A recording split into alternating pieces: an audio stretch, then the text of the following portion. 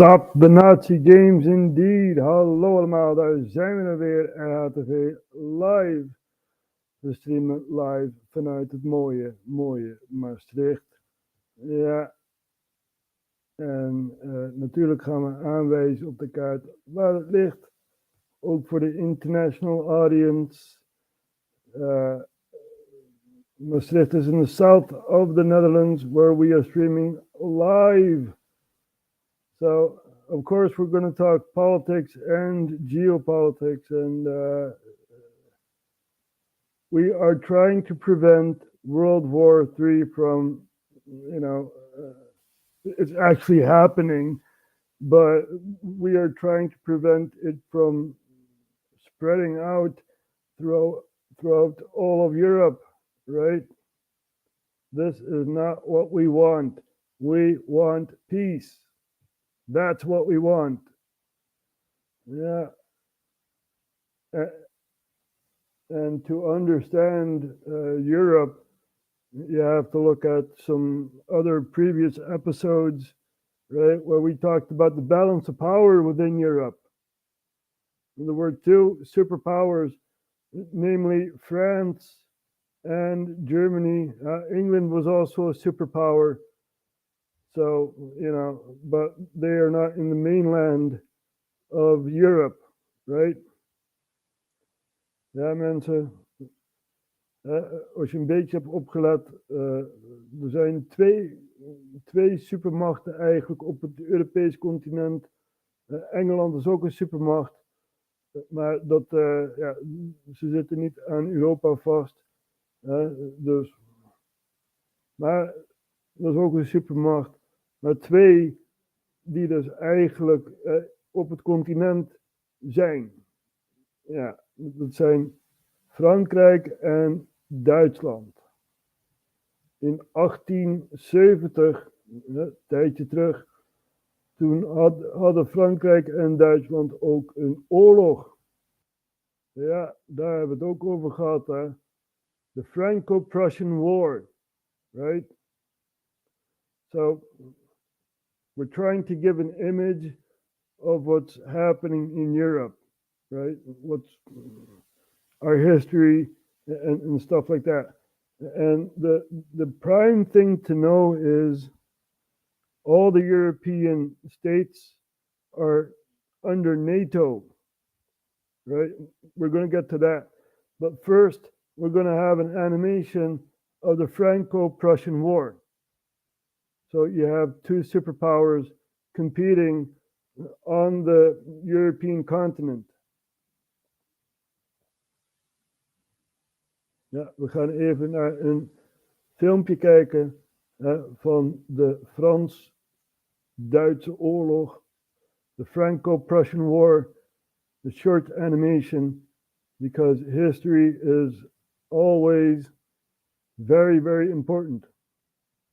And Spain has just had a revolution. This saw Queen Isabella II overthrown and replaced with no one for now. Instead, the Spanish looked abroad for a new monarch, and the best candidate was a man called Leopold, the Prince of Hohenzollern. Hohenzollern is here, by the way. Leopold didn't really want the throne, but was coerced into formally considering the claim in 1870 by a certain Otto von Bismarck, the Chancellor of the North German Confederation, which was mostly just Prussia, whose king was William I of the House of Hohenzollern. There was one issue with Leopold accepting the Spanish throne. France under Emperor Napoleon III, who wasn't okay with the Hohenzollern controlling Spain. For France, being encircled by a friendly German-Spanish alliance was not something they wanted to deal with. Again, that is. And so Napoleon wouldn't tolerate Leopold pushing his claim. Napoleon sent his ambassador to meet the Prussian king at Bad Ems, William's summer retreat, to demand that he would 1. No longer back Leopold's claim, which William could accept, and 2. He would never back any Hohenzollern claim to the Spanish throne ever again, which of course William could never do, and so he said no. Bismarck then leaked a slightly edited telegram of William's refusal, known as the Ems telegram, to the press, which made it sound like the king had simply told the French to mind their own business. To the French, this insult was too much, and Napoleon decided to preempt public outrage and ordered the mobilisation of the French army. Soon after this, the French Parliament voted to declare war on the North German Confederation. The Franco-Prussian War had begun. For the southern independent German states, Bavaria, Württemberg and Baden, the way that William had appeared to have been treated by the French was too much, along with the fact that the French declaration of war over an insult made it seem like there wasn't much stopping the French from invading if they felt like it. As such, curbing French aggression required the southern German states to ally with the North German Confederation. So France had a large, well-equipped army based around a core of professionals. That's not to say the Prussians were necessarily at a disadvantage. Their army was of a similar size, was also well-equipped and contained many veterans. It was the generally superior Prussian generalship like that of Helmut von Moltke which saw France on the back foot. That, combined with Prussia's greater use of railways to move troops and supplies to the front lines, meant that Prussia could bring its full force to bear much quicker. The German allies won their first victory at the Battle of Wissembourg on August the 4th, which opened the way to further advances into France. Over the next month, the French would suffer a series of defeats until Emperor Napoleon met the Prussians at the Battle of Sedan. This battle did not go too well for the French, and Napoleon, along with over 100,000 men, were defeated and forced to surrender. Once news of his surrender reached the capital, there were riots and a revolution which saw the proclamation of a republic, because it was 19th century Paris and that was what Paris did then. After this, the French army basically disintegrated, and the German allies then took the fortresses of Strasbourg and Metz and soon after laid siege to Paris. The people of Paris refused to allow the allies in and so dug in to resist. The siege was absolutely brutal on the population, and starvation and disease took a tremendous toll. The new leader of the French Republic, Adolphe Thiers, was tasked with negotiating a peace with the Prussians, who weren't the Prussians anymore, since in January 1871 the German allies had proclaimed the new German Empire. A ceasefire was agreed in February, and after a small revolution in Paris had to be crushed, the Paris Commune, both nations signed the Treaty of Frankfurt in May of 1871. The treaty saw the Germans continue to occupy parts of France until a large war indemnity was paid. The French also agreed to recognise the new German Empire, and of course Germany would annex the territory of Alsace-Lorraine, or should I say Alsace-Lothringen. The Franco-Prussian War was now over, and it had absolutely colossal implications for history. It saw the unification of the German Empire, which fundamentally shifted the balance of power in Europe. The annexation of Alsace-Lorraine would dominate French politics for the next 4 decades and guarantee French hostility to Germany. I hope you enjoyed this episode and thank you for watching, and a special thanks to James Bisonet, Azarka. So after this, you had the German-Austrian War, which also was, quite a battle. And basically then Germany became a state, right? So you had 2 superpowers competing with each other. Now to understand the First World War, right, we have to look at the Central Powers, which is Germany, Austria-Hungary, and, we had Franz Ferdinand, who basically got assassinated, and Austria-Hungary declared war on Serbia, right? Black Hand and such stuff like that. We already showed it on RHTVLive. It's out there somewhere. So Austria-Hungary used to be one big superpower within Europe. You also had France and Germany and England, and Russia was also a big player on the European field, right? So you have more or less a lot of superpowers competing with each other, right? So the First World War happened, and Franz Ferdinand got assassinated, and war in Serbia and the Balkans basically, and Germany said, Austria, you are our German brothers, so we are going to protect you, right? And this is how Germany got involved in World War I. Now Germany wanted to invade France, and because of the Franco-Prussian War, one border was very fortified, right, in France, and Germany thought, why not go through Belgium and then Paris, right? But that ended in Belgium. So that's the First World War. After that, Germany got sanctioned, right? And you had the Nazi Party and stuff like that. Then came the Second World War. Germany invaded Poland, and stuff like that, you know. This is all history. But after the Second World War, we got NATO. Now, NATO was supposed to defend us from the USSR, right? The Russian Union, basically, that was, you know, quite large. Poland, Czechoslovakia, Ukraine, Belarus, lots of Balkan countries and stuff. So that was basically the USSR, right? And yeah, then NATO came into play. America was supposed to protect the Europeans, and so they did. So let's take a look at NATO and how to prevent World War III from happening. Ismay, the first Secretary General of the North Atlantic Treaty Organization, or NATO, once quipped that the goal of the alliance was to keep the Soviets out, the Americans in, and the Germans down. Today, the Soviets are out, the US seems here to stay, and the Germans seem weaker by the day. Has NATO achieved its goals? If so, why does it still exist? And why did Fidel Castro call it the most perfidious instrument of repression known to mankind? To answer these questions, we look back at the organization's history in Europe and beyond, and consider why a defensive alliance might end up causing World War III.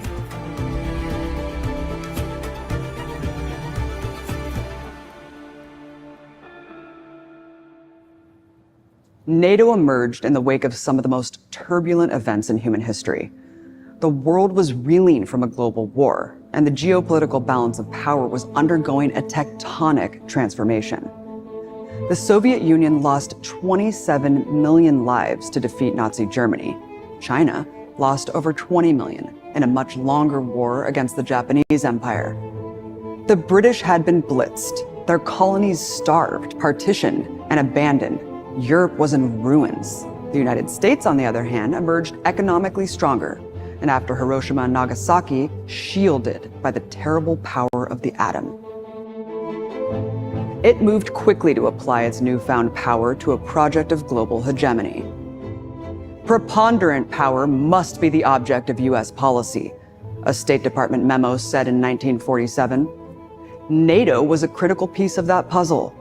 Founded in 1949 with the explicit mission of deterring Soviet expansionism and establishing a permanent North American presence on the continent.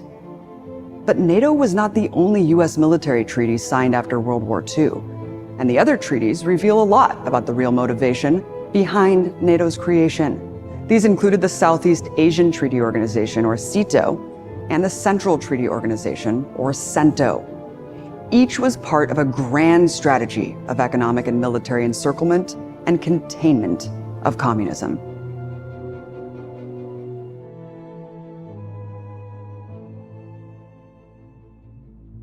NATO insists that it's a force for democracy, but from its inception, it has armed, protected, and elevated some of the most reactionary forces in European society. In fact, the ashes of World War II had not yet settled in Europe, and the US was already busy rehabilitating fascists all around the continent.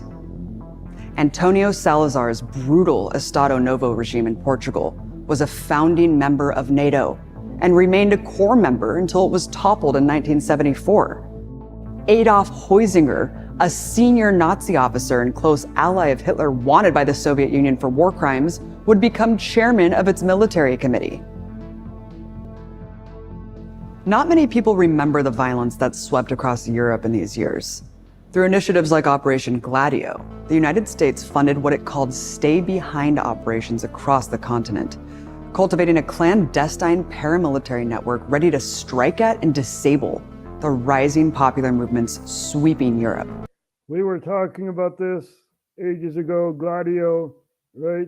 This is Lyman Lemnitzer the guy who basically made Operation Northwoods, but Kennedy said, nope, we're not going to do that. So Lemnitzer destabilized Europe.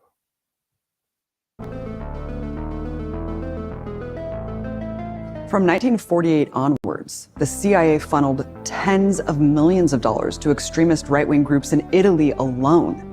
These groups were responsible for scores of deadly terrorist attacks that massacred hundreds, many of which were blamed on the left. These, according to a 2000 parliamentary commission in Italy, were part of a strategy of tension that they blamed the communists for these actions. Right? They blamed the Soviet Union. Terrorized people into abandoning their loyalties to the rising communist and socialist movements, intended in particular to stop the Italian Communist Party, and to a certain degree also the Italian Socialist Party, from reaching executive power in the country. US activities extended far beyond Italy. The Corsican gang that led the French Connection, a notorious drug smuggling scheme that delivered most of the US's heroin, also received CIA support to prevent the rise of communist forces in France, as did Turkey's brutal Grey Wolves, and Portugal's Central Order and Tradition, and Greece's military junta. The list goes on. NATO's mandate derived explicitly from the threat posed by the Soviet Union, and the rising popularity of communism outside of the USSR fell within its purview. As an instrument of US hegemony, NATO could not withstand the rise of an anti-imperialist politics within its domain. And the case of Italy reveals the indivisibility of NATO's process and the broader aims of US empire.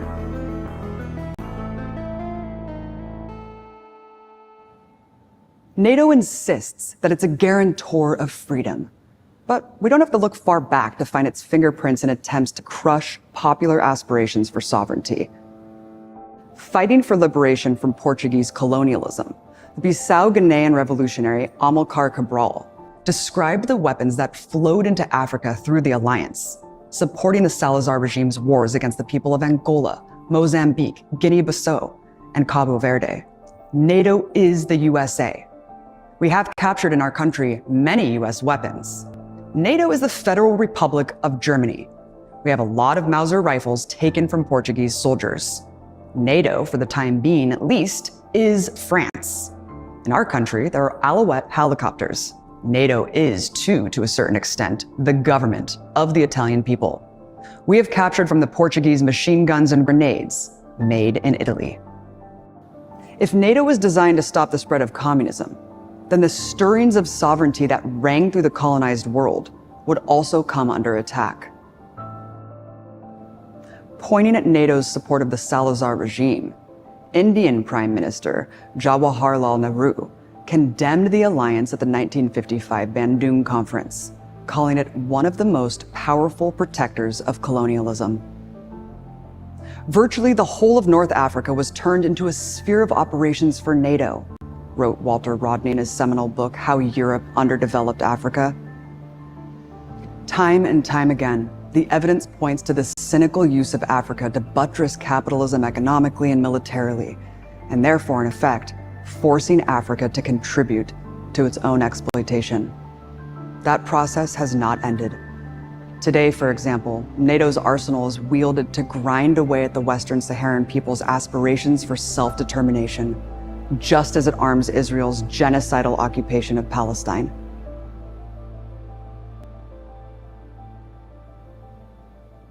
NATO insists that its goal is to safeguard its members, but it is clear that NATO operates in the interests of its most powerful member, the United States.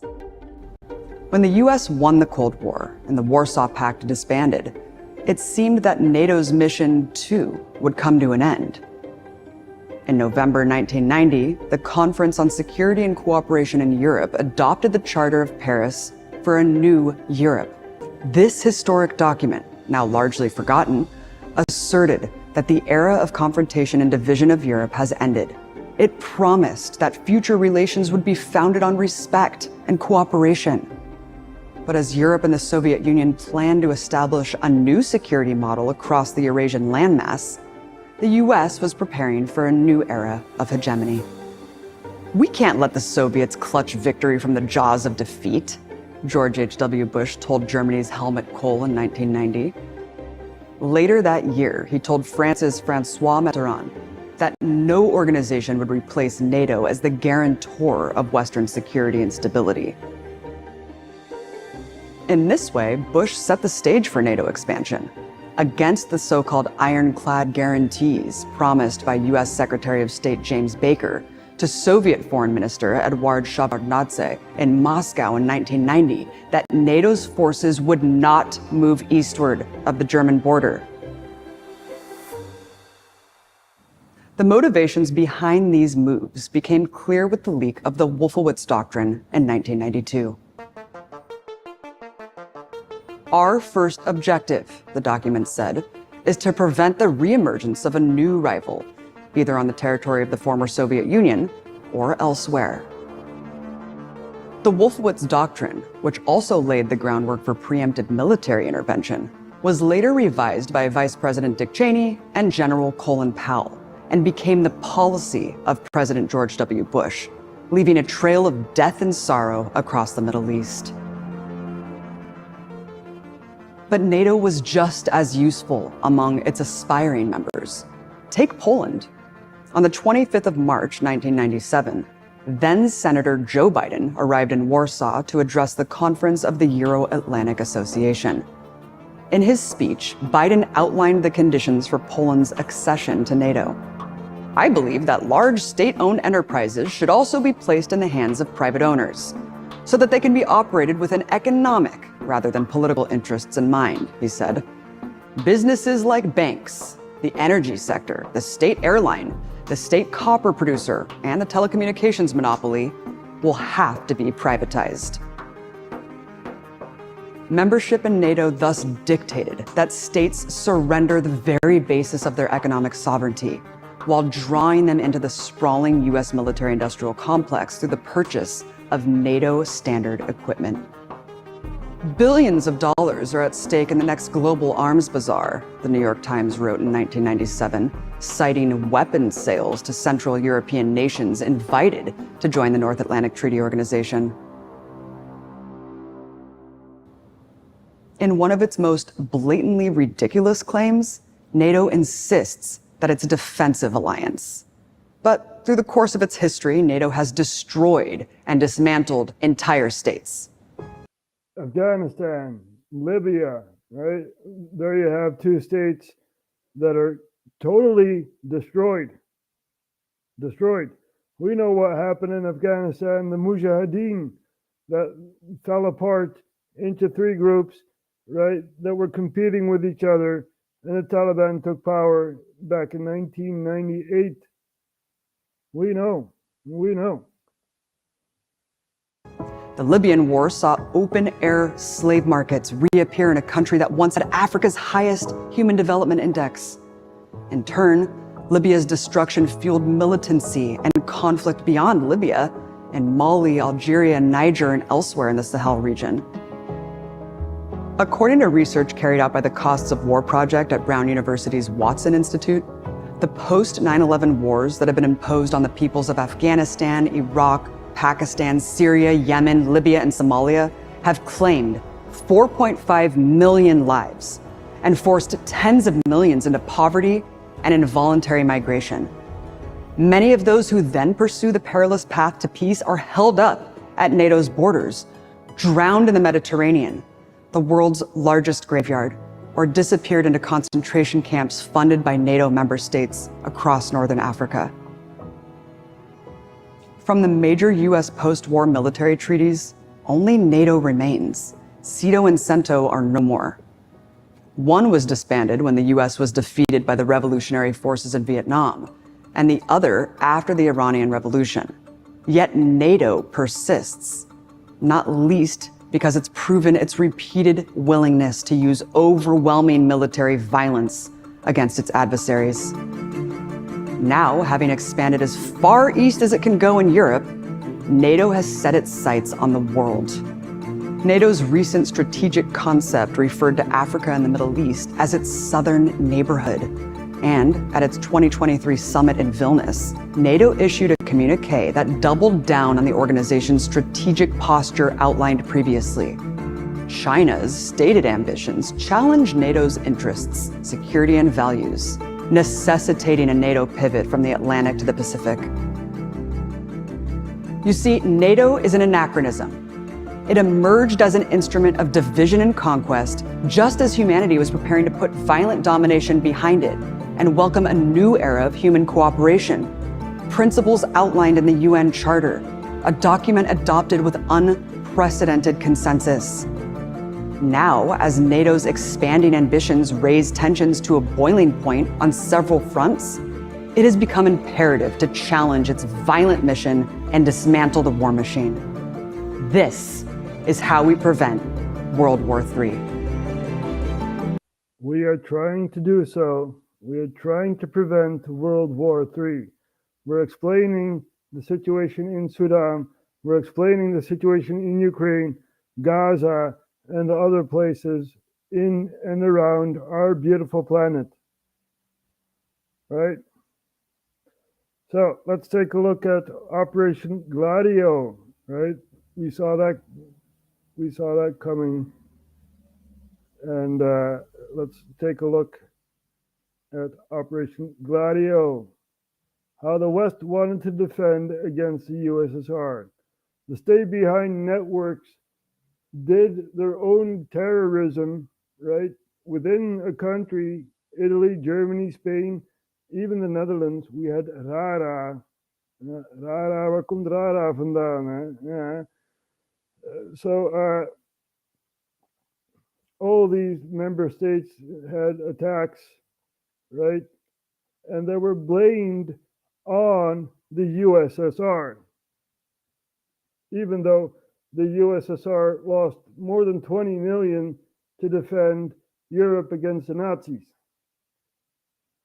So let's take a look at this here. In 49th session of the Italian Senate, the then Prime Minister Giulio Andreotti revealed the existence of a secret organization that had been operating in Italy and other Western European countries for more than 4 decades. This is how the general public first heard about Operation Gladio. Gladio was the codename given to the Italian section of a large stay-behind network created by US security services in cooperation with several European countries, including the UK, Belgium, France, Greece, West Germany, Norway, Sweden, Finland, Denmark, and the Netherlands. The purpose of this operation was to set up a covert network of elite fighting units. In case of an invasion of Western Europe by forces of the Communist bloc, these groups would immediately organize the resistance against the invaders by waging guerrilla war. I'm your host David, and this week we are going to look at the creation and plans for the US stay-behind actions in the event of a Soviet attack in Europe. This is the Cold War.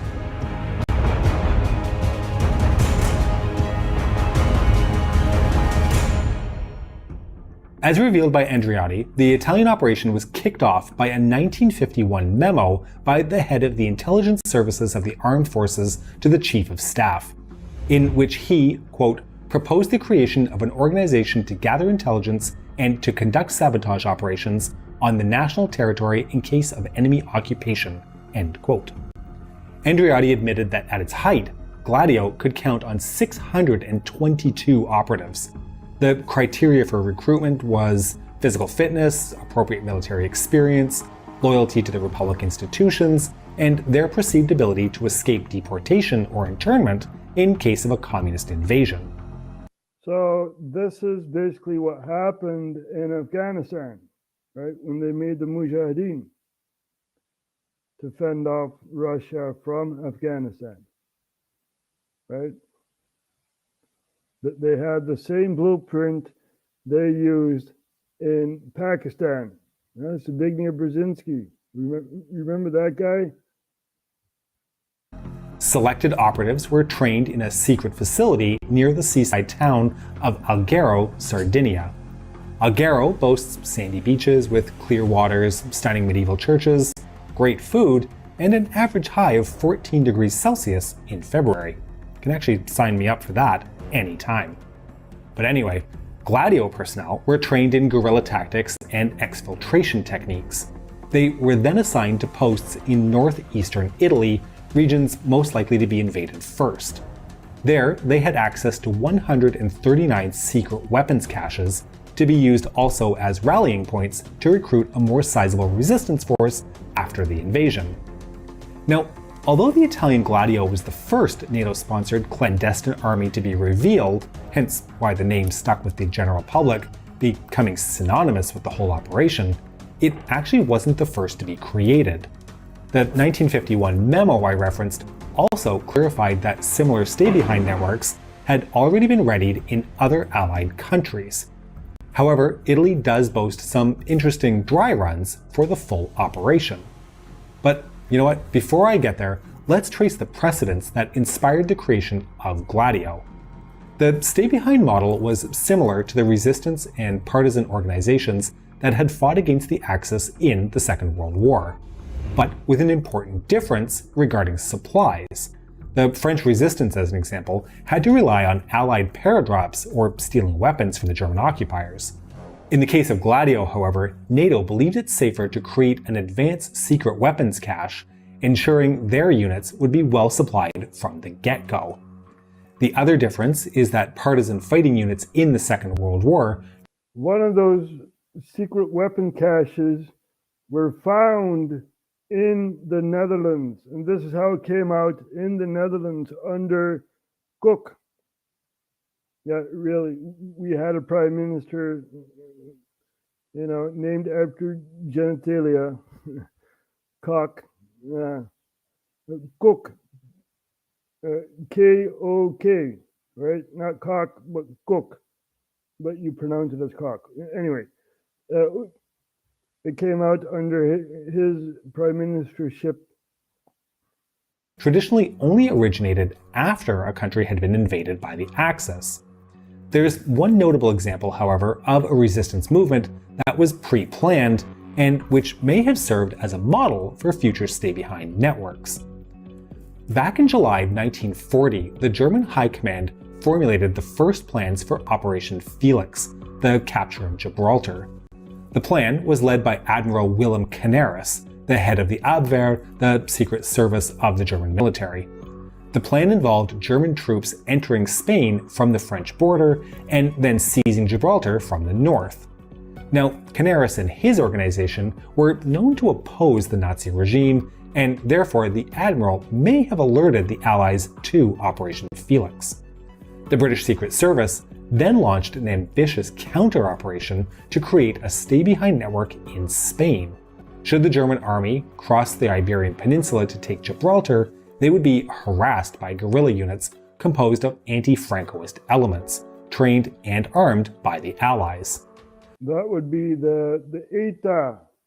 That's a Spanish terrorist organization, that is still operating within Spain, even though it's quiet, The name of the operation, by the way? GoldenEye. And the main coordinator on the ground? None other than Ian Fleming. Of course, Operation Felix never took place, and so GoldenEye did not materialize, unless you count Fleming's Jamaican estate, or the 1995 Bond movie and subsequent N64 game. But back to our story.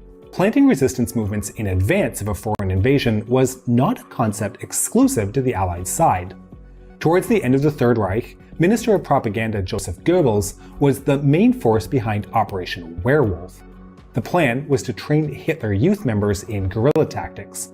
They would constitute a stay-behind network in charge of harassing Allied occupation armies after the inevitable fall of Berlin. Werewolf never fully achieved its objective. Special Forces officer and notable goon Otto Skorzeny took over the plan using what little network it had created to smuggle Nazi officials abroad. On the other hand, that was called Operation Paperclip, right? Nazis, top scientists and stuff like that went to the US under Operation Paperclip. NKVD learned about the plan and used it as a justification to execute about 5,000 Hitler Youth members, all under the age of 17. Now, at the onset of the Cold War, the Western and Soviet spheres of influence were divided along a clearly defined fault line, from Stettin to Trieste, to quote Winston Churchill. As we explored in our earlier special about Italy, this country was in a rather unique position, occupied by the Western Allies, but home to a strong communist party with access to both weapons and an intelligence network. A communist uprising supported by a Soviet invasion was a concrete possibility and taken very seriously by the US occupation army. On the 14th of January 1947, Special Agent Nicholas Natsios of the US CIC, the Counterintelligence Corps, received a visit from one Giancarlo Luzzatto, codenamed Scorpion. Luzzatto claimed to have been an OSS informant and courier in 1944 and 1945. The Scorpion asked Natsios for details about the RAC, of which Natsios knew nothing about. According to the Italian informant, the RAC was a covert intervention group composed of elements of the US Army to be used in an emergency against communist revolutionary action. The report also mentions another group. The Scorpion claimed to be a member of the Italian Liberation Army, or AIL, Armata Italiana di Liberazione. At its peak, the AIL could rely on 120,000 members, mainly current or former armed forces personnel with a nationalist, neo-fascist, and anti-communist agenda. Their aim was to stage a counter-insurrection in case of communist takeover of the country, and alongside other smaller neo-fascist groups, it enjoyed close supervision from the head of the CIC in Italy. Now, a report of the Italian police, dated the 16th of September 1946, states that the members of such organizations are in constant contact with American authorities, which have confirmed their support to the movement. US support to a former fascist military was not news in the autumn of 1946. As early as May of the same year, the OSS had allegedly facilitated the evasion of commandos of the 10th Flotilla MAS from a POW camp in Taranto, southern Italy. The MAS were the special forces of the Royal Italian Navy, protagonists of daring raids against Allied shipping in the Second World War. Even as early as April 1945, the OSS had helped their commander, Prince Junio Valerio Borghese, escape capture by disguising him as an American officer. The overall intent was to maintain MAS operatives as potential anti-communist assets. These dangerous liaisons between the OSS, the CIC, and neo-fascists are well documented, although they are not conclusive proof that they constituted the first formal incarnations of the Italian Gladio.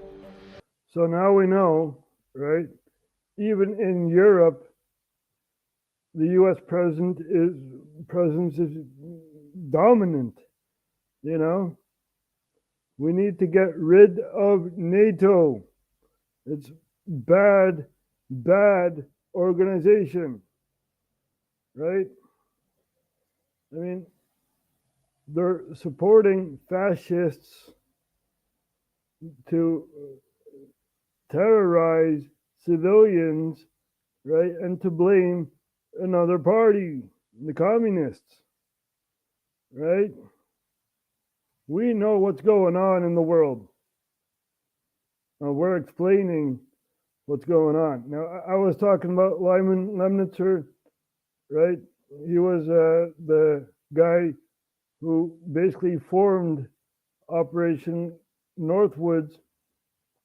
Here we have Lyman Lemnitzer. Let's take a look at Wikipedia. They'll probably talk about Gladio too, right?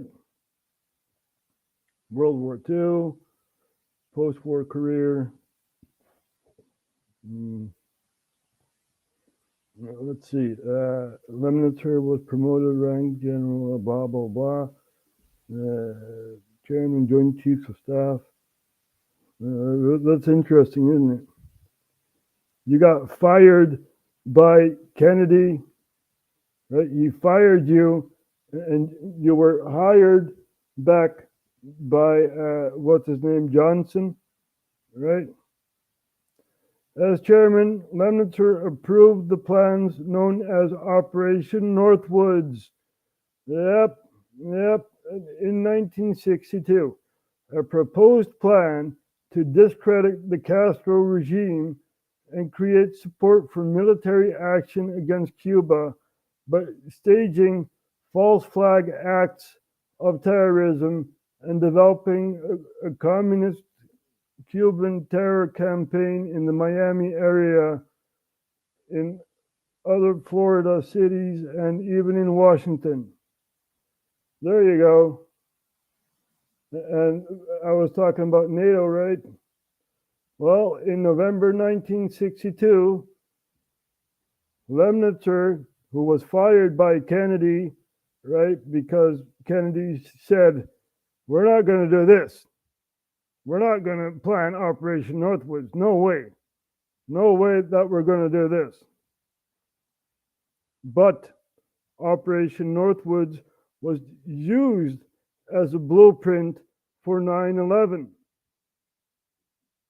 Okay? So, Lemnitzer fired. Lemnitzer focuses on Europe.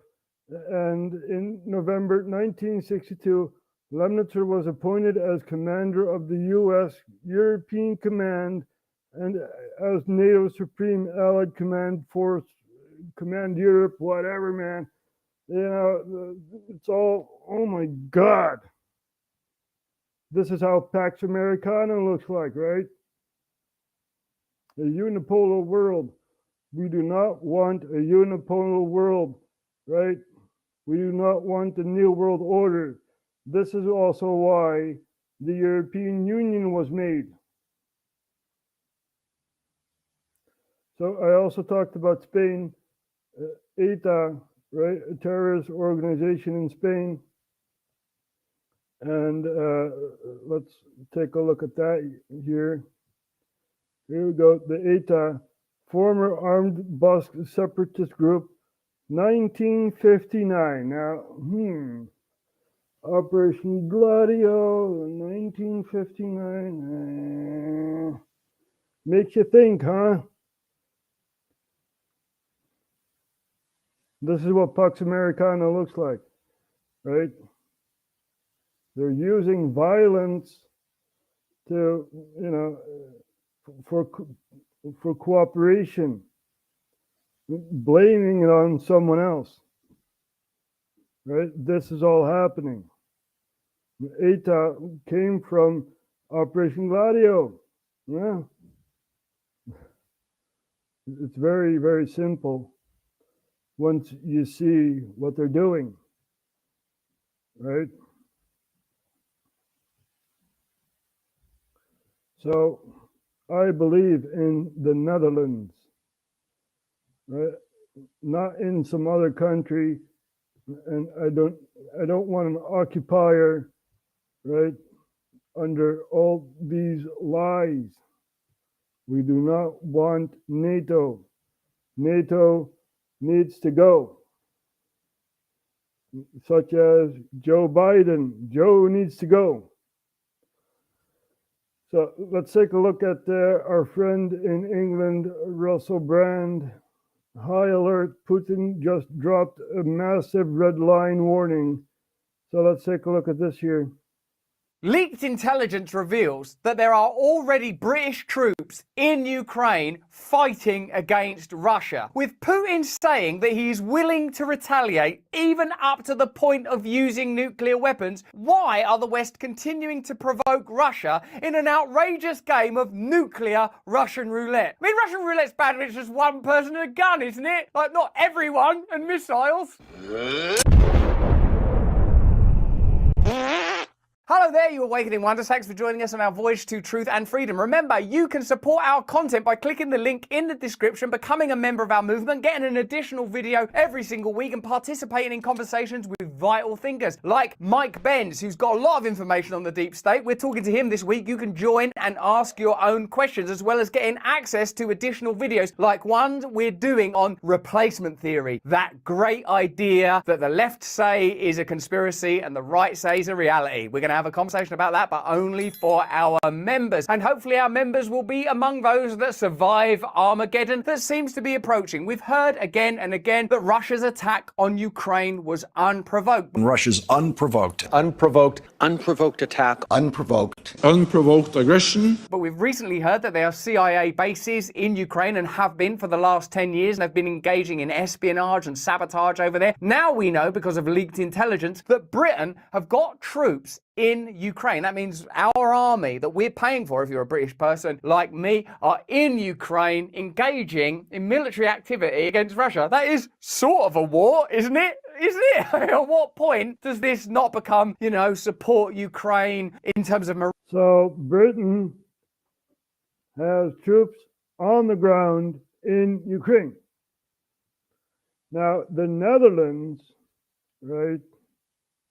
The Netherlands said, we're going to support Ukraine for the next 10 years, right? And, troops on the ground, I don't know. This is the answer that we get from our own government. They say, no troops on the ground, no troops on the ground. Right. What happened in Iraq? Under Jan-Peter Balkenende. This was why one of his cabinets fell. We were in Iraq whilst Jan-Peter Balkenende said, we are not in Iraq. Right? Morale and taking in refugees and supporting them against that tyrant that is Putin. So what is this game of Russian roulette about, with Macron saying that it's possible that France will commit troops, with the USA saying they would never commit troops, but billions of dollars of aid sort of seemingly every month being committed to this when it's a very unpopular war, as most of the current wars are with the American public, and now Brits actually having troops, as they say, booties on the ground in Ukraine. What is with all these boots on the ground? Are we not being mindful enough about what this could actually lead to? And are you, as a member of the... Well, it could lead to London being nuked, right? And that also has consequences for the Netherlands and the rest of mainland Europe, What about France? There are French mercenaries in Ukraine. They were caught, right? Even people from Colombia and South America, they're also in Ukraine. This is a world war. The battleground is Ukraine, but there are more battlegrounds, right? We also have Gaza, the Israel-Gaza conflict, right? We also had the war in Sudan. If Sudan had Brussels sprouts as an export, it would not be attacked, right? The thing about Sudan is it has a lot of gold. So we are in World War III, but the big battleground is Ukraine. Now, the question is, are there Dutch troops in Ukraine already? Because we know the government lied to us way back when we were in Iraq, back in 2003, right? Never trust your government, knowing that all these things happened prior, right? The whole NATO thing that I showed, Operation Gladio, this all happened prior. So we can question ourselves what really happened in history. In 2010, the Polish cabinet went to Russia. It's known as the Smolensk disaster. We're going to look it up and we're going to play this here.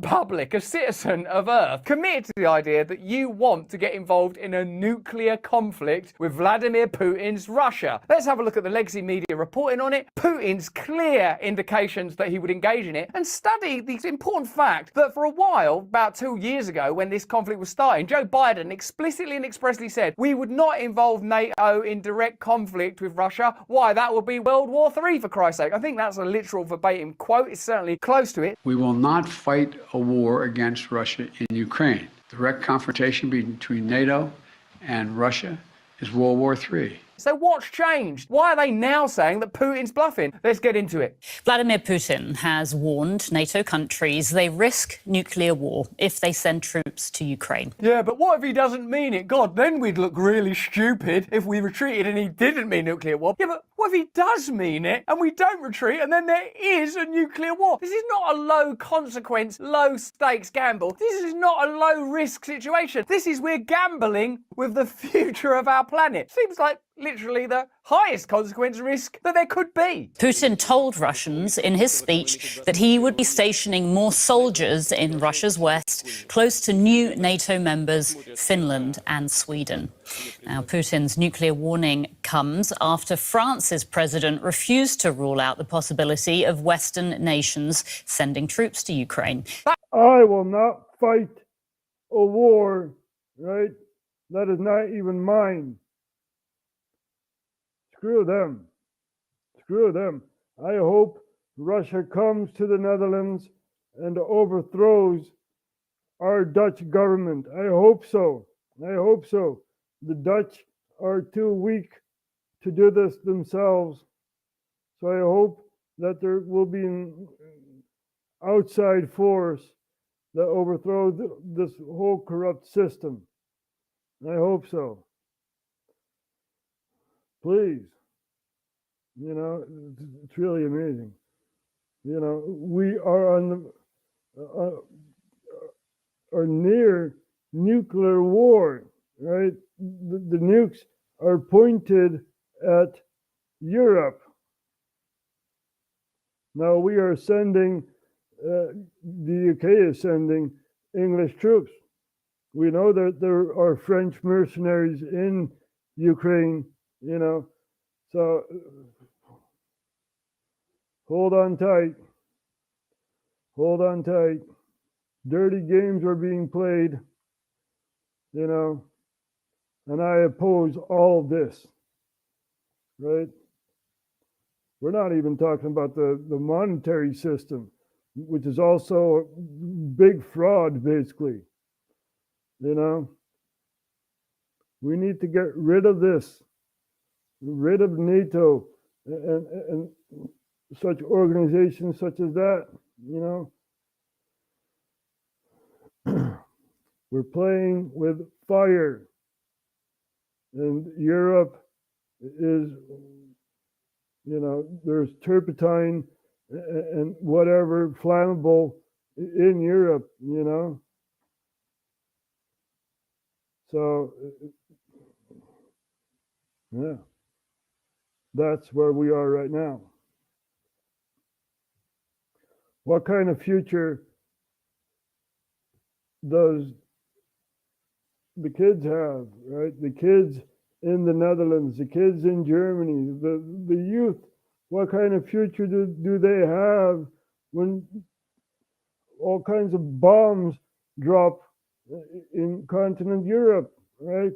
We do not want this.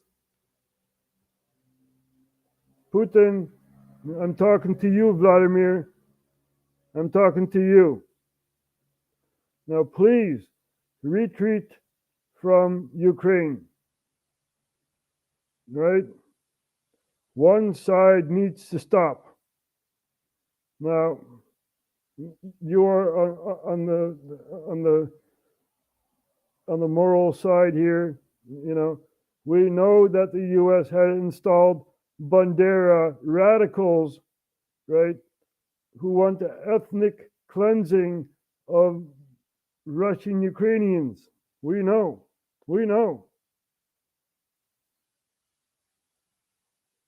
It's not my fault that Victoria Nuland had placed all these puppets right? It's not my fault that Kiev is attacking the Donbass.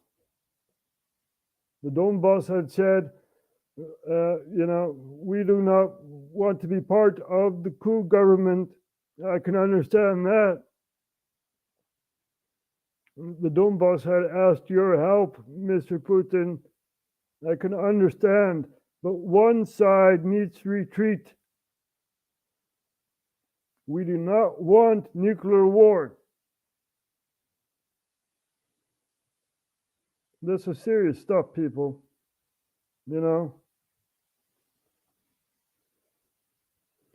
So let's take a look at what's happening in our other periphery, right? What's happening in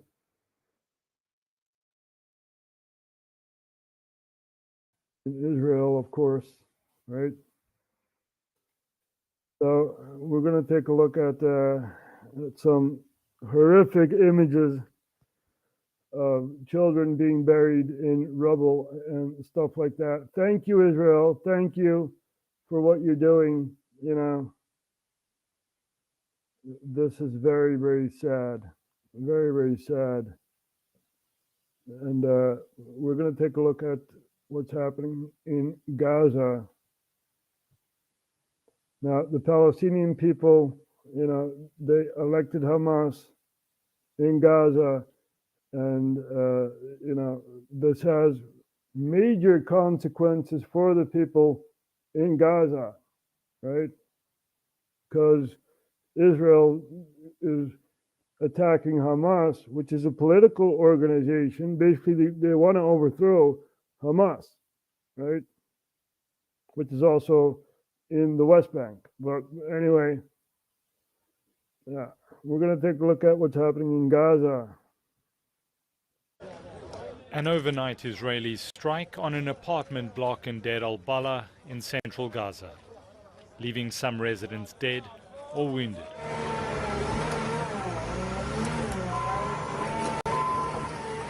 There's too much debris for rescuers to move by hand, so a bulldozer is put to work, scraping open an entrance where the search for survivors can begin.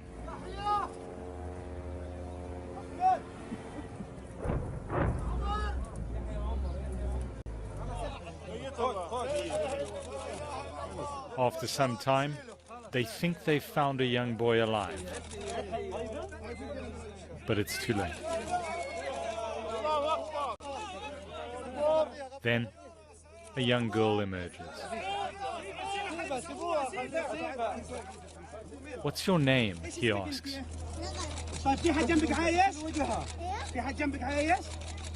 في حد حكى معاك اخواتك في ايه؟ في حد قلت لك نيت ميه قلت لك نيت ميه اسمع اسمع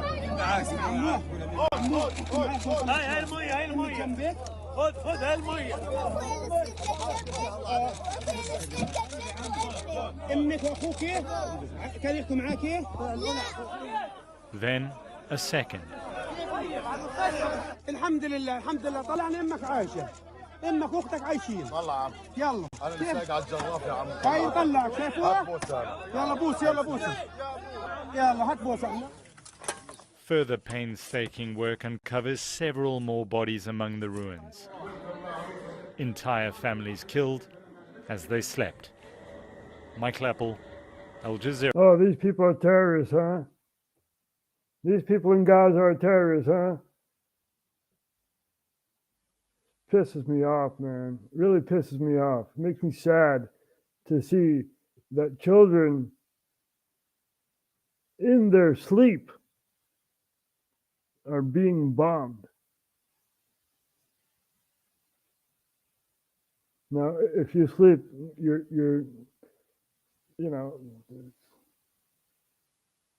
not there. The spirit leaves the body, right? So you're not there. You could never, ever respond, right, when the building collapses and you're sleeping. You know, it's like, oh my God, man. What horrific sights we must see. My eyes are bleeding. My eyes are bleeding. Children are starving because Israel is like, these are not people, these are animals. These are animals.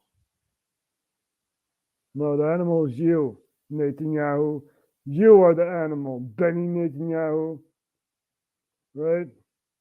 I hope that there are enough Israelis that see this and see the massacre going on.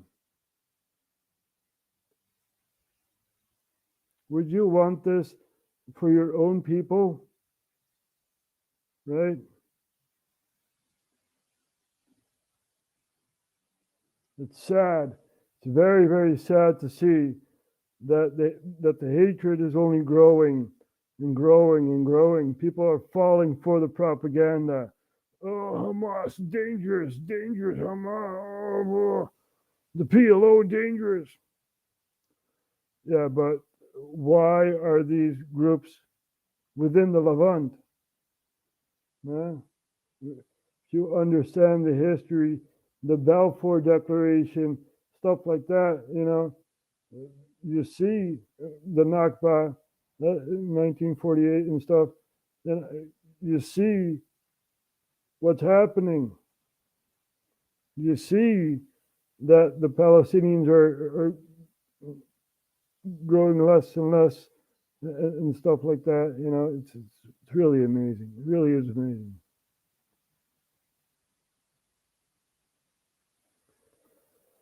What horrific things people do to each other, right?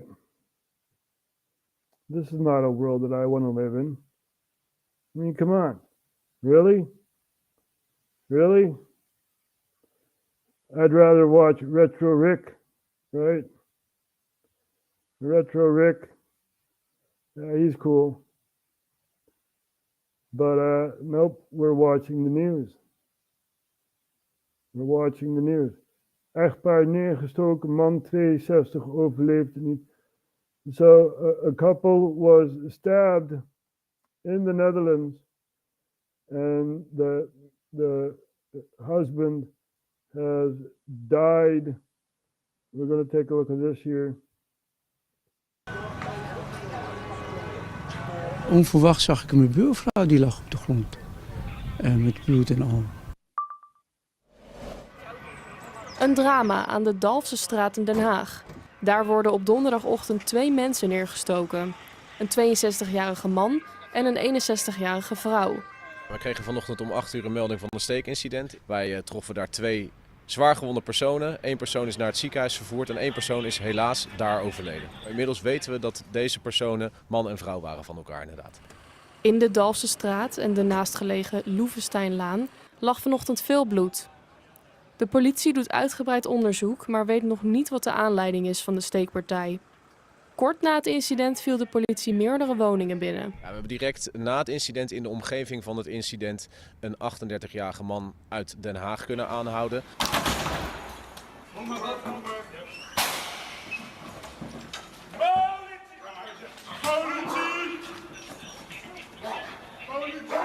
Ben ik bijna geneigd te zeggen, dat klinkt een beetje als een zoon die boos was op zijn ouders, om de een of andere reden. Ja, wat ik zei, we hebben heel veel informatie die we tot ons krijgen sinds 8 uur. We hebben inmiddels een verdachte binnen zitten, dat was voor toen even het allerbelangrijkste. Nu zijn we onderzoek aan het doen op verschillende plaatsen delict. Volgens een buurman van de slachtoffers vroeg de 61-jarige vrouw hem om haar zoon te bellen. Onverwacht zag ik mijn buurvrouw, die lag op de grond. Met bloed en al. En op een gegeven moment werd ze opgetild en naar de ambulance gebracht. En toen zei ze tegen mij, wil je even mijn zoon bellen? Waarop? Toen zei hij, nou, eigenlijk ik heb nou geen tijd, die zoon. En toen heeft hij opgehangen. Dus dacht ik, nou, ja, dat was het. Ziet hij het misschien al wel? Ik denk dat hij het wel doorgekregen. Dat iedereen heeft een bericht dat zijn moeder en zijn vader neergestoken. Ik moet zeggen, die jongen die was heel aardig. Bij iedere buren is hij langs geweest om bloemen te bieden of bloemen te geven. Bosse bloemen, heel mooi. Was dat kort geleden nog? Of? Dat is 1,5 week geleden. Zei nou, dat is maar een aardigheidje.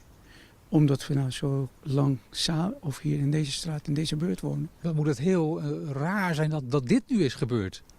Dat verwacht je eigenlijk niet. Vooralsnog wil de politie niet bevestigen of de 38-jarige verdachte de zoon is van de 2 slachtoffers. Hoe het nu met de zwaargewonde vrouw gaat, is niet bekend. So this is happening in the Netherlands, right? Ja mensen, het gaat goed in Nederland. Ja, man in auto doodgeschoten, ook dat nog. Dodelijke schietpartij. Ja, de spiraal van geweld wordt alleen maar erger in Nederland. En ja, zeer, zeer triest. The spiral of violence is only growing in the Netherlands. Right? And it's very, very sad to see. This is the destabilization of the Netherlands. De destabilisatie van Nederland. Ja, en ja, onze volk is geestelijk helemaal in de war. Dat zie je ook in de politiek. Ze kunnen niet formeren, maar ze kunnen wel bij elkaar komen als iemand een speech geeft. Jongen, echt. Ach, het wordt alleen maar erger. Maar goed, we hebben hoop. We hebben hoop dat mensen wakker worden geschud. En kijk nou wat er aan de hand is.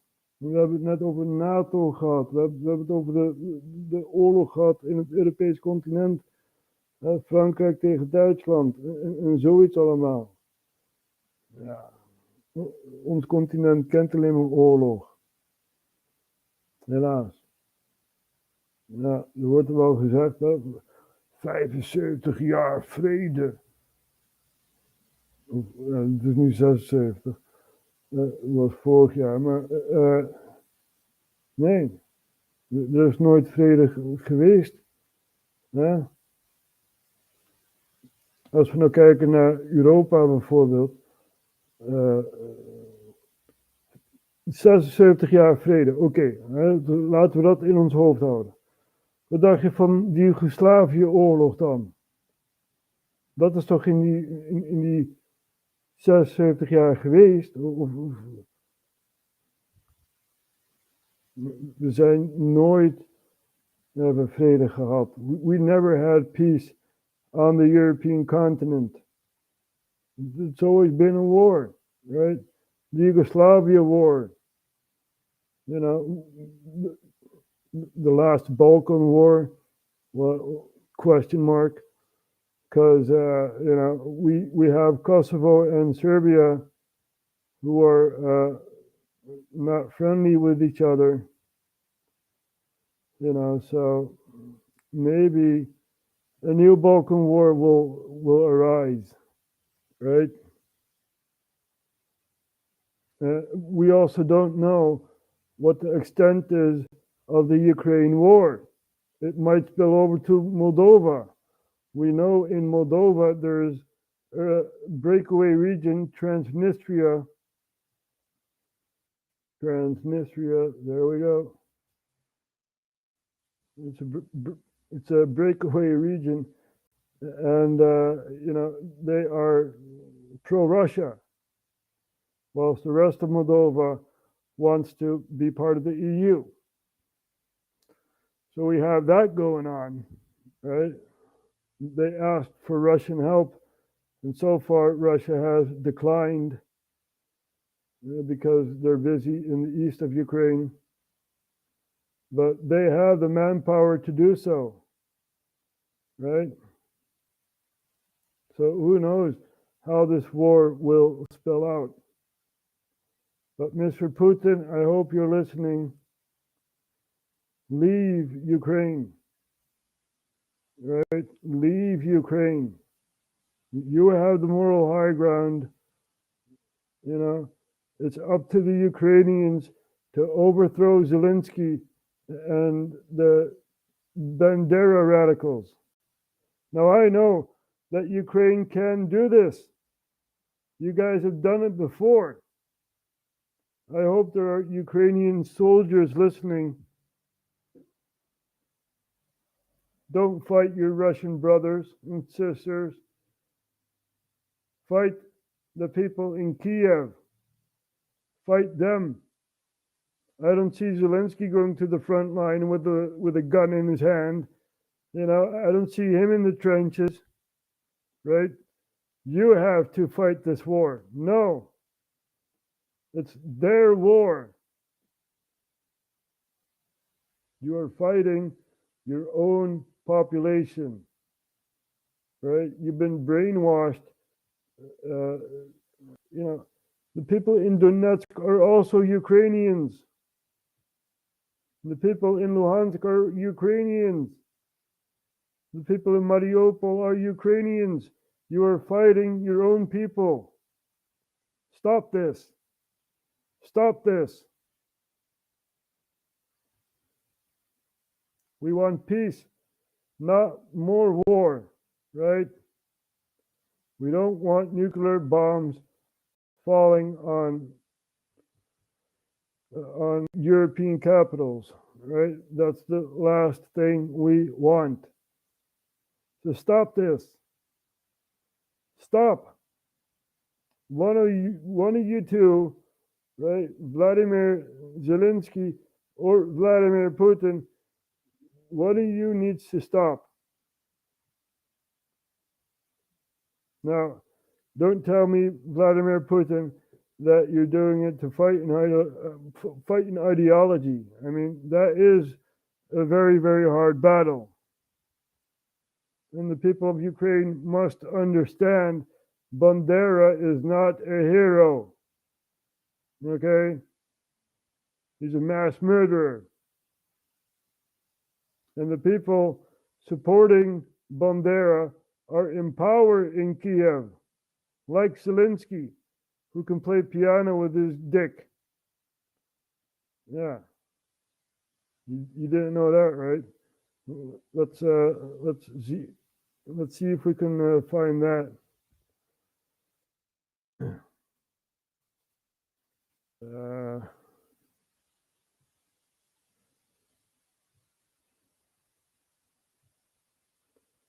Zelensky plays piano with his balls or dick. Las, da, ti, si.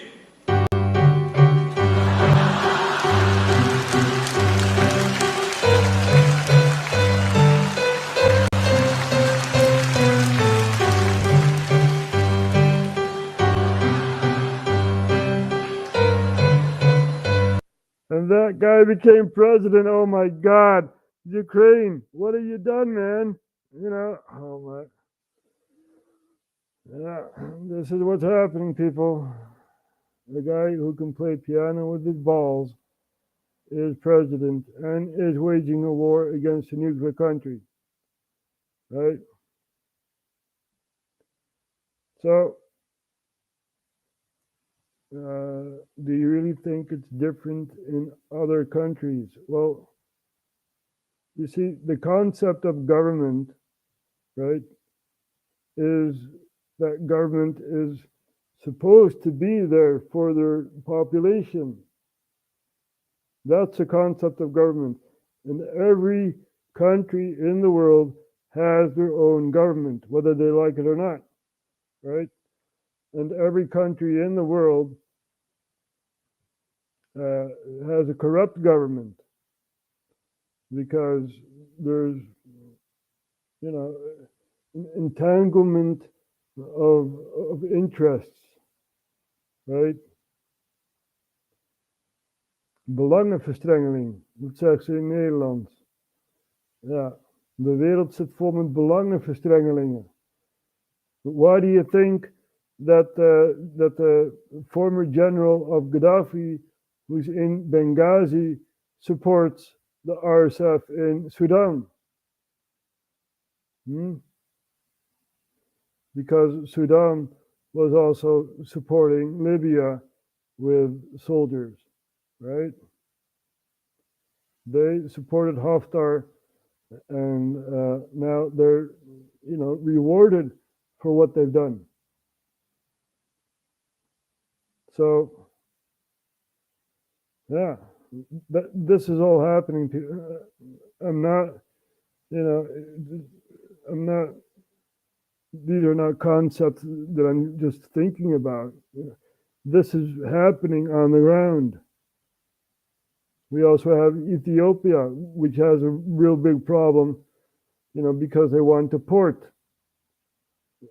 They want access to the Gulf of Aden or the Arabian Sea, one of the two, and yeah, we have that thing going on.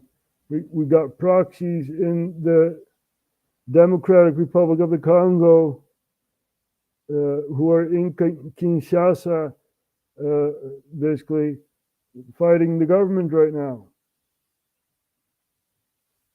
Here we have Kinshasa. So, that's happening, right? We also have Niger, Mali, and Burkina Faso leaving the ECOWAS countries. Maybe they're going to make their own agreement, right? We know that ECOWAS is a monetary agreement within the West African countries. So we have that going on. We also have a frozen conflict in Syria going on. We got the Taliban, who's in power in Afghanistan, fighting off ISIS-K. That's going on. We got Iran and Pakistan, right? Not very friendly with each other. And, we got that going on. There's so much more to tell. China still wants Taipei or Taiwan. And, we got that thing going on there. We also have Korea, the Korean Peninsula, where things are off the table now, such as there was a flight ban. They couldn't fly over North Korea, or North Korea cannot fly over South Korea. They had a flight ban, and that is off the table. So we got that going on, right? Kim Jong-un had said there's no path to unification. We only have the prospects of war, right? Now, who are we going to support during the Korean War? Huh? We know what's going on. We know that North Korea is just a pariah state of China, right? We know what's going on. So we have that going on. We also have Armenia wanting to leave the CSTO because of Nagorno-Karabakh, which was a breakaway region of Armenia taken over by Azerbaijan, which we covered. Right? We got that going on. We also have the BRICS countries expanding.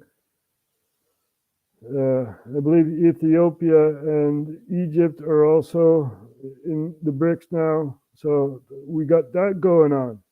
We also have some Arabian states within the BRICS. So the BRICS is expanding.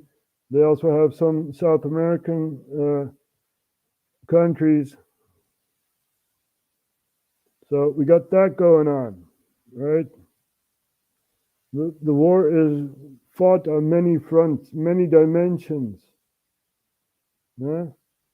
It's not only person to person, no, it's country to country. So we also covered the situation in Haiti, right? For the people who've missed what's going on in Haiti, we're going to cover that again. We're going to show some footage of what's going on. So we have a former cop who is now a tribal leader who calls himself Barbecue. Yeah, and Barbecue is basically the top gang leader of Haiti right now, and the president of Haiti, which is not chosen but selected after the assassination of the president who was chosen, right? That president is off to other countries to find an alliance for stabilization of Haiti, right? So let's take a look at some images from Haiti.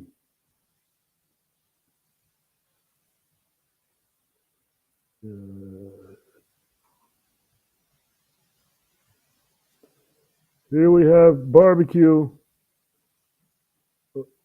That's that guy you see there, you know, and he was a former cop and now a rebel leader, basically.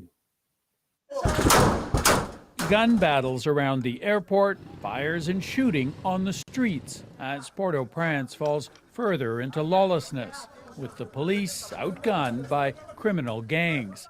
Gang leader Jimmy Cherizier warns of worse to come.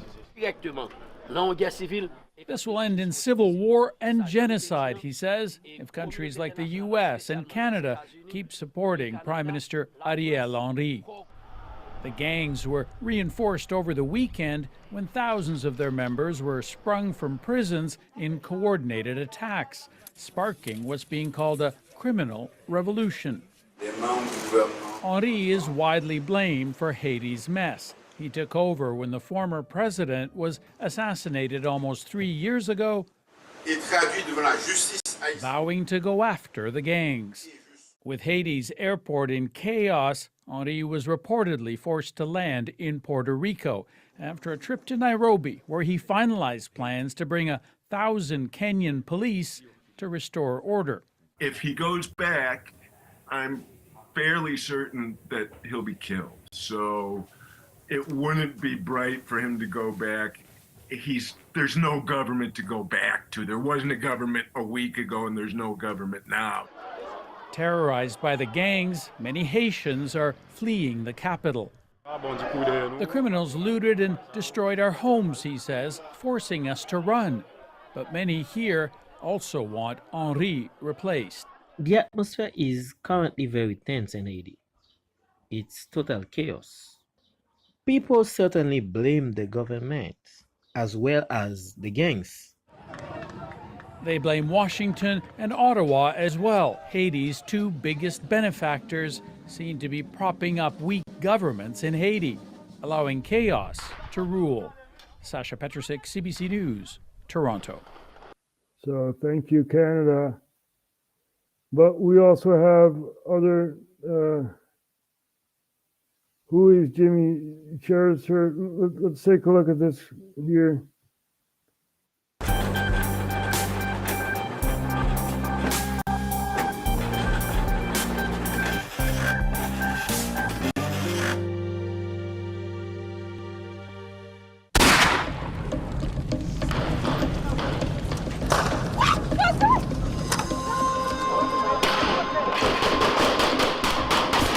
The Caribbean nation of Haiti is seeing some of its most violent days.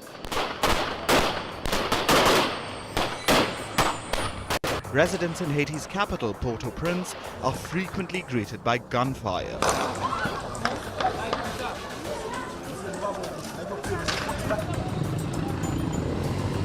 Millions are at risk, and thousands have fled the violence.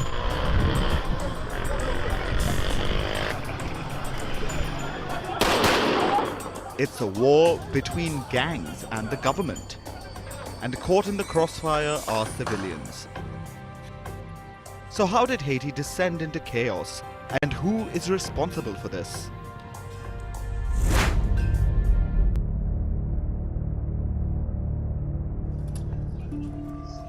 There's one man who is on a mission in Haiti. His name is Jimmy Cherizier, and he calls himself Barbecue. There are rumors that Cherizier got the nickname because he was accused of setting houses on fire. But Cherizier says he got the nickname because his mother sold fried chicken. Barbecue is a 42-year-old former cop who has now turned gangster. He was fired from the Haiti National Police in 2018 after being named in a series of violent crimes. Cherizier first came into the spotlight in 2017. He was accused of being involved in the Grand Ravine massacre, which led to at least 9 deaths. In 2018, Barbecue was named for taking part in the La Saline massacre, which resulted in over 70 deaths and the burning of 400 homes. A year later, in 2019, he was a gang leader and was accused of taking part in the Bel Air massacre, where 24 people were killed. After Cherizier was released from the police, he decided to become gang leader. He currently leads the revolutionary forces of the G9 family and allies, or G9 in short. And this group of over a dozen gangs controls almost 80% of Haiti's capital. Being in the police force made Barbecue hungry for power. Even after being discharged, he was always seen with a gun. In fact, in 2022, Barbecue was sanctioned by the UN Security Council for orchestrating a blockade of major fuel terminals in Port-au-Prince. And now he's making headlines again. That's because Barbecue has beef with Haiti's Prime Minister, Ariel Henry.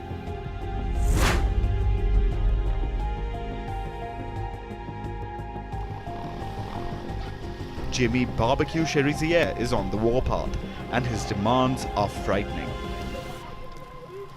If Ariel Henry doesn't step down, the country will suffer a genocide. If Ariel Henry doesn't step down, if the international community continues to support Ariel Henry, they will lead us directly into a civil war that will end in genocide. Barbecue and his gang have attacked almost all the government institutions in Port-au-Prince. They attacked Haiti's main airport.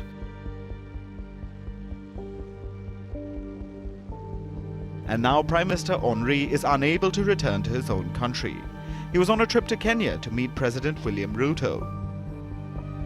The two leaders signed a security pact allowing Kenya to deploy troops in Haiti to fight the menacing gangs. And for Barbecue, the absence of Prime Minister Henry was the perfect time to launch a coup. The first objective of our fight is to ensure that Prime Minister Ariel Henry's government does not remain in power by any means. All of us, the armed groups in the provincial towns and the armed groups in the capital, are united today.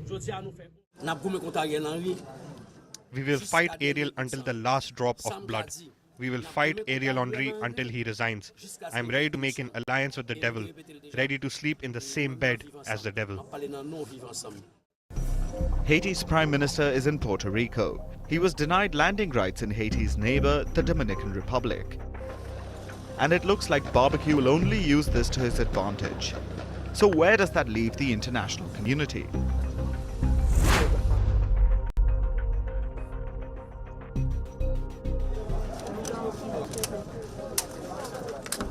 Haiti's neighborhood is feeling the heat. The Dominican Republic has shut the borders and refuses to take in refugees. We will never accept refugee camps in our country. That is out of question. And I don't think the United Nations will ask for that. I don't think they will. The US, which once supported Prime Minister Henry, is slowly backing away and hinting at a new government. And what we are saying to the Prime Minister is that he needs to expedite the transition to empowered and inclusive governance, including the appointment of a transition council. But it doesn't look like Barbecue will make the Prime Minister's return a walk in the park. After all, Jimmy Cherizier is sitting at the stage where he has the guns and the manpower, and the public sentiment has begun to sway. Once known as a lowly gang leader, Barbecue is now being called a revolutionary by many.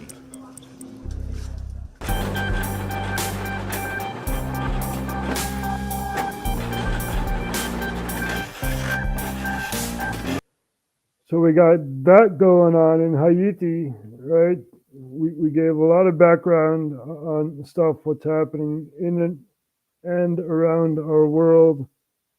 And, are we paying attention? Are we really paying attention? Who's going to help the people in Haiti, right? What a world we live in.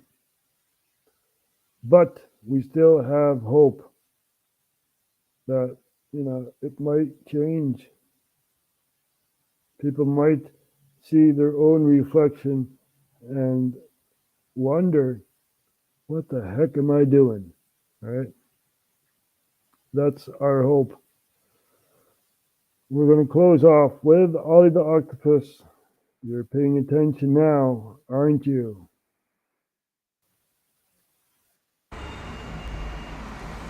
Boris!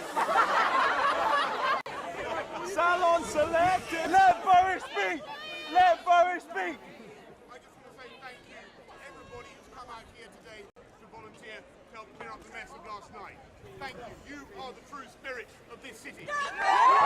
And you are a political snake who needs to be in jail. In the streets of London, the peace has been disturbed. Fires burning everywhere, the language of the unheard. There's a generation thwarted with no ownership and pride, and fat cats with bellies as wide as the rich and poor divide. A broken social contract, bottom up austerity. Oh, we can condemn it, but we're paying attention now, aren't we?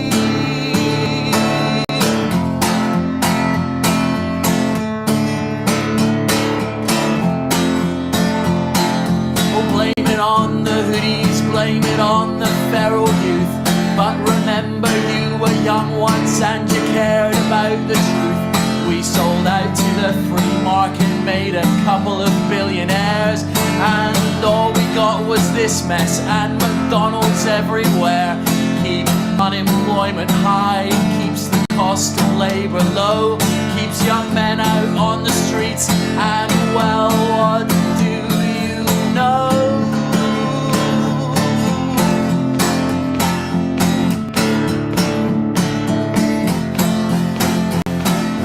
You head down to Dixon's, you can take some stuff for free. You can get an Apple Mac and a high-def TV. But if you work in Canary Wharf in a bank too big to fail, there's much better looting going on, and you don't have to go to jail. Steal from a generation for the pockets of a few, but it can only go so far, and you're paying attention now, aren't you?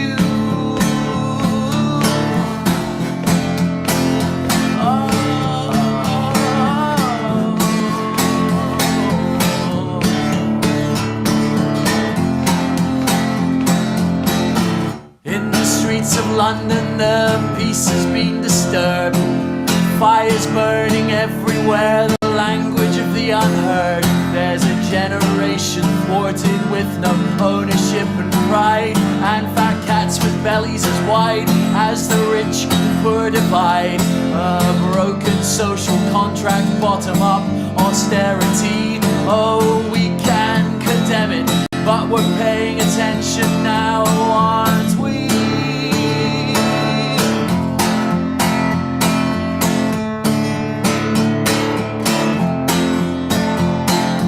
Blame it on the hoodies, blame it on the feral youth.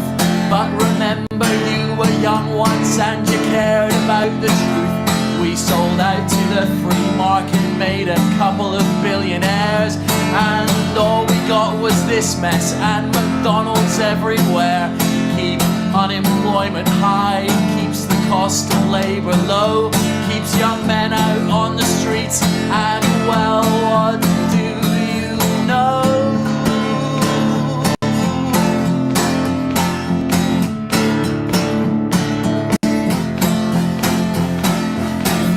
Down to Dixon's, you can take some stuff for free. You can get an Apple Mac and a high-def TV. But if you work in Canary Wharf in a bank too big to fail, there's much better looting going on, and you don't have to go to jail. Steal from a generation for the pockets of a few, but it can only go so far, and you're paying attention now, aren't you?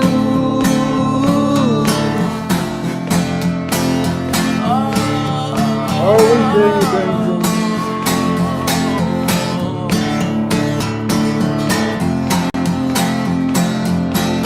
Are we paying attention?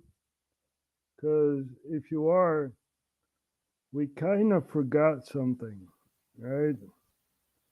The Smolensk air disaster. Think about this, right? Now we know the NATO background and stuff like that.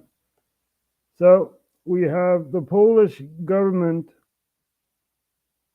aside from two people, right? Two people did not go.